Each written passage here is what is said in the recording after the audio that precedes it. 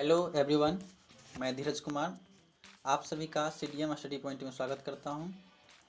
आज हम लोग राज्यसभा से रिलेटेड क्वेश्चंस को सॉल्व करेंगे। चलिए स्टार्ट करते हैं। सबसे पहला क्वेश्चन आपके स्क्रीन पर होगा। देखिए, राज्यसभा में सदस्यों का निर्वाचन होता है। राज्यसभा में सदस्य का निर्वाचन होता है वह अप्रत्यक्ष रूप से होता है और इसका आंसर डी होगा। अनुपातिक प्रतिनिधित्व के अनुसार एकल संक्रमणीय मत पद्धति द्वारा। चलते हैं नेक्स्ट क्वेश्चन की ओर। राज्यसभा का सभापति ऑप्शन नंबर ए राज्यसभा सदस्यों द्वारा चुने जाते हैं। ऑप्शन बी लोकसभा एवं राज्यसभा के सदस्यों द्वारा संयुक्त रूप से चुने जाते हैं। तो इसका आंसर ऑप्शन बी होगा। चलिए नेक्स्ट क्वेश्चन की ओर बढ़ते हैं। क्वेश्चन नंबर 3, राज्यसभा के लिए नामित प्रथम फिल्म अभिनेत्री कौन थी? फिल्म अभिनेत्री प्रथम थी नरगिस दत्त। इसके लिए इसका करेक्ट आंसर ए होगा। और अगर आपसे पूछा जाए कि प्रथम अभिनेता कौन था तो पृथ्वीराज कपूर था। पृथ्वीराज कपूर। चलिए नेक्स्ट क्वेश्चन की ओर बढ़ते हैं। राज्यसभा को भंग करने में कौन सक्षम है? राज्यसभा एक अस्थायी सदन होता है और इसे कोई भी भंग नहीं कर सकता है, इसलिए इसका करेक्ट आंसर डी होगा। चलिए नेक्स्ट क्वेश्चन की ओर बढ़ते हैं। राष्ट्रपति द्वारा राज्यसभा के लिए कला, साहित्य, विज्ञान आदि क्षेत्रों से 12 सदस्यों को मनोनीत करने की व्यवस्था भारतीय संविधान के किस अनुच्छेद के अंतर्गत आता है? यह जो व्यवस्था है 12 सदस्य जो एंग्लो इंडियन सदस्य होते हैं जो मनोनीत किए जाते हैं, वह संविधान के अनुच्छेद 80 में वर्णित है, जो राष्ट्रपति के द्वारा राज्यसभा में 12 सदस्यों को मनोनीत किया जाना है। क्वेश्चन नंबर 6 को देखिए। राज्यसभा एक अस्थायी सदन होते हैं के कारण है। राज्यसभा अस्थायी सदन होते हैं, इसका एक ही कारण है और वो है कि प्रत्येक 2 वर्ष पर 1/3 सदस्य जो होते हैं, कुल सदस्य के 1/3 सदस्य जो होते हैं सेवानिवृत्त हो जाते हैं और उसके स्थान पर नए सदस्य निर्वाचित होते हैं। अतः इसका करेक्ट आंसर ए होगा। नेक्स्ट क्वेश्चन की ओर चलते हैं।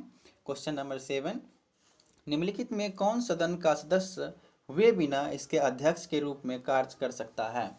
आप जानते हैं कि राज्यसभा के सदस्य नहीं होते हैं उपराष्ट्रपति और वे इनके अध्यक्ष होते हैं। अतः इसका करेक्ट आंसर भारत का उपराष्ट्रपति बी होगा। क्वेश्चन नंबर 8 को देखिए। राज्यसभा के सभापति का चुनाव कौन करता है? राज्यसभा का सभापति अर्थात उपराष्ट्रपति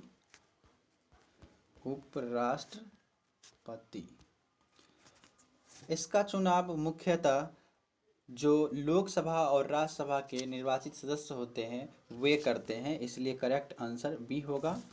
चलते हैं नेक्स्ट क्वेश्चन की ओर।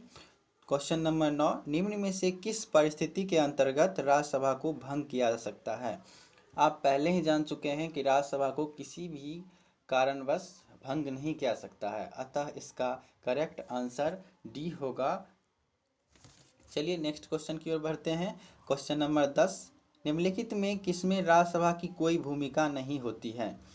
उपराष्ट्रपति के निर्वाचन में बिल्कुल होती है, क्योंकि उपराष्ट्रपति का निर्वाचन राज्यसभा और लोकसभा दोनों के सदस्य करते हैं।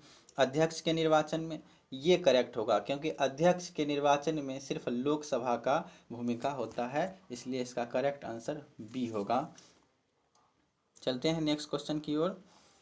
11 नंबर क्वेश्चन देखिए, रिपीटेड क्वेश्चन है। राष्ट्रपति द्वारा राज्यसभा के लिए कला, साहित्य, विज्ञान आदि क्षेत्रों से 12 सदस्यों को मनोनीत करने की व्यवस्था भारतीय संविधान के किस अनुच्छेद के अंतर्गत होता है या आता है? तो इसका करेक्ट आंसर सी होगा, अनुच्छेद 80। क्वेश्चन नंबर 12 देखिए। निम्नलिखित में किसे राज्यसभा में पुनः स्थापित या पेश नहीं किया सकता है? देखिए, संवैधानिक संशोधन बिल को भी हम पुनः स्थापित या पेश कर सकते हैं, CAG रिपोर्ट को भी कर सकते हैं। हाँ, ऑप्शन नंबर सी देखिए, वार्षिक वित्तीय विवरण। वार्षिक वित्तीय विवरण जो होती है राज्यसभा में सिर्फ एक ही बार स्थापित किया जाता है, पेश किया जाता है। दोबारा इसे पेश नहीं किया जा सकता, इसलिए करेक्ट आंसर सी होगा। बढ़ते हैं नेक्स्ट क्वेश्चन की ओर। क्वेश्चन नंबर 13 देखिए, निम्नलिखित में से किसमें राज्यसभा की कोई भूमिका नहीं होती है? तो यह भी रिपीटेड क्वेश्चन है, इससे पहले क्वेश्चन आप दे सके थे, इसका आंसर बी होगा, अध्यक्षों के निर्वाचन में। क्वेश्चन नंबर 14 देखिए, सांसद के किसी सदन के 2 सत्र के बीच अंतराल किससे अधिक नहीं होना चाहिए? सांसद के 2 सदनों के बीच 6 माह से अधिक नहीं होना चाहिए, इसलिए इसका करेक्ट आंसर बी होगा। क्वेश्चन नंबर 15 देखिए, राज्यसभा किसके द्वारा भंग की जा सकती है? तो राज्यसभा किसी के भी द्वारा भंग नहीं की जा सकती है, इसलिए इसका आंसर डी होगा। 16 नंबर क्वेश्चन देखिए, लोकसभा द्वारा विचारार्थ भेजे गए वित्त विधेयक को राज्यसभा अधिकतम कितने समय तक रोक के रखा जा सकता है? तो लोकसभा से जो द्वारा धन विधेयक जो पारित होकर के राज्यसभा में जाती है, तो राज्यसभा को उतनी शक्तियां प्राप्त नहीं है कि उस पर वह संशोधन कर सके, सिर्फ वह विचार विमर्श करके उसे 14 दिन के अंदर लौटाना होता है, इसलिए इसका करेक्ट आंसर डी होगा। क्वेश्चन नंबर 17 देखिए, राज्यसभा ऑप्शन नंबर ए में आपको आंसर मिल जाएगा, भंग नहीं हो सकता है। राज्यसभा किसी भी कंडीशन में भंग नहीं होता है, क्योंकि यह एक अस्थाई होता है, अस्थाई सदन होता है। क्वेश्चन नंबर 18 देखिए, राज्यसभा में राज्यों का प्रतिनिधित्व किस बात पर निर्भर करती है? तो राज्यसभा में राज्यों का प्रतिनिधित्व उसके जनसंख्या पर करता है, तो इसलिए इसका करेक्ट आंसर बी होगा। बढ़ते हैं नेक्स्ट क्वेश्चन की ओर। निम्नलिखित में कौन सा सही सुमेलित नहीं है? आंध्र प्रदेश में जो राज्यसभा की सीटों की संख्या है वह है हमारा 11, इसलिए इसका करेक्ट आंसर जो है ए होगा, जो गलत सुमेलित किया हुआ है। उड़ीसा में राज्यसभा सदस्यों की सीटों की संख्या जो है 10 है, तमिलनाडु में 18 है, महाराष्ट्र में 19 है, ये सभी सही हैं। चलिए नेक्स्ट क्वेश्चन की ओर बढ़ते हैं। क्वेश्चन नंबर 20, राज्यसभा को भंग करने का अधिकार किसे प्राप्त है? फिर से वही क्वेश्चन रिपीटेड, राज्यसभा को भंग करने का अधिकार किसी को भी प्राप्त नहीं है, इसे भंग नहीं किया जाता है। क्वेश्चन नंबर 21, राज्यसभा द्वारा लोकसभा को धन विधेयक कितने समय में लौटा दिए जाने चाहिए? तो 14 दिनों में इसका आंसर होगा। क्वेश्चन नंबर 22 को देखिए, निम्नलिखित में से किसकी अध्यक्षता और सदस्य द्वारा की जाती है? देखिए, राज्यसभा के जो अध्यक्ष होते हैं यानी कि सभापति होते हैं, उपराष्ट्रपति, वे राज्यसभा के सदस्य नहीं होते हैं और ना ही लोकसभा के सदस्य होते हैं, बल्कि उसके अध्यक्ष के तौर पर कार्य करते हैं, इसलिए इसका आंसर राज्यसभा होगा। राज्यसभा में जो अध्यक्ष होते हैं वो असदस्य होते हैं और इसकी अध्यक्षता करते हैं उपराष्ट्रपति। क्वेश्चन नंबर 23, राज्यसभा को अस्थायी सदन कहते हैं क्योंकि सभी सदस्य आजीवन सदस्य होते हैं, ये गलत है। क्वेश्चन ऑप्शन नंबर बी, इसे विघटित नहीं किया सकता है, बिल्कुल करेक्ट है, इसे विघटित नहीं किया सकता है। ऑप्शन नंबर सी, कुछ सदस्य प्रति 2 वर्ष में अवकाश ग्रहण करते हैं, ये भी सही है, इसलिए इसका करेक्ट आंसर डी हो जाएगा, इसलिए इस अस्थायी सदन कहा जाता है राज्यसभा को। क्वेश्चन नंबर 24, राष्ट्रपति द्वारा राज्यसभा के कितने सदस्य को नामित किया गया है? राष्ट्रपति द्वारा राज्यसभा में 12 एंग्लो इंडियंस को नामित किए जाते हैं जो विज्ञान कला क्षेत्र से संबंधित होते हैं, इसलिए करेक्ट आंसर जो है इसका बी होगा। वहीं अगर आपको लोकसभा के बारे में पूछा जाए तो लोकसभा में 2 एंग्लो इंडियन नामित किए जाते हैं राष्ट्रपति के द्वारा। क्वेश्चन नंबर 25, जिन संघ शासित क्षेत्रों में विधानसभाएं नहीं होती है उनके प्रतिनिधित्व किस प्रकार चुने जाते हैं? संघ शासित प्रदेश जो हैं उसमें विधानसभाएं मात्र 2 ऐसे संघ शासित क्षेत्र हैं जहां है, वो है एक आपका दिल्ली और दूसरा आपको पुडुचेरी। ये 2 जगह जो हैं सिर्फ विधानसभाएं हैं, इसके अलावा कहीं पर भी विधानसभाएं नहीं हैं। तो ऐसे संघ शासित क्षेत्रों में जो प्रतिनिधित्व चुने जाते हैं वे विशेष निर्वाचक मंडल द्वारा चुने जाते हैं, इसलिए इसका करेक्ट आंसर ए होगा। 26 क्वेश्चन देखिए, राज्यसभा के सदस्यों का कार्यकाल कितना होता है? तो राज्यसभा के सदस्यों का कार्यकाल 6 वर्ष होता है, इसलिए करेक्ट आंसर बी होगा। क्वेश्चन नंबर 27, लोकसभा द्वारा पारित धन विधेयक राज्यसभा द्वारा भी पारित मान लिया जाता है यदि उस सदन उस पर किसी समय सीमा में कार्य संपादन न कर सके। देखिए, अगर लोकसभा धन विधेयक को पारित करके राज्यसभा में भेजती है और राज्यसभा 14 दिन के अंदर उसे वापस नहीं भेजती है तो इसे मान लिया जाता है कि यह पास कर दिया गया है, इसलिए इसका आंसर बी होगा 14 दिन। क्वेश्चन नंबर 28, किस सदन में अध्यक्ष उस सदन का सदस्य नहीं होता? तो राज्यसभा में जो अध्यक्ष होते हैं उपराष्ट्रपति, वो उसका सदस्य नहीं होता है। राज्यसभा एक है, राज्यसभा एक अस्थायी सदन है, इसलिए करेक्ट आंसर क्या होगा? ए होगा 29 का। 30 क्वेश्चन पर चलते हैं।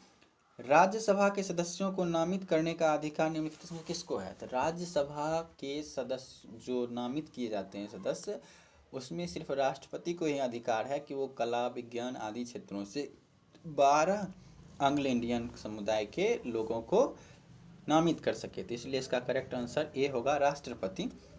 क्वेश्चन नंबर 31, राज्यसभा के लिए प्रत्येक राज्य के प्रतिनिधित्व का निर्वाचन कौन करता है? तो 31 का देखिए, विधानसभा के निर्वाचित सदस्य ही करते हैं इसका चुनाव या निर्वाचन। 32 नंबर क्वेश्चन देखिएगा, राज्यसभा धन विधेयक पर अपनी सहमति कितनों दिनों तक रोक सकती है? तो इसका भी 14 ही दिन होगा आंसर।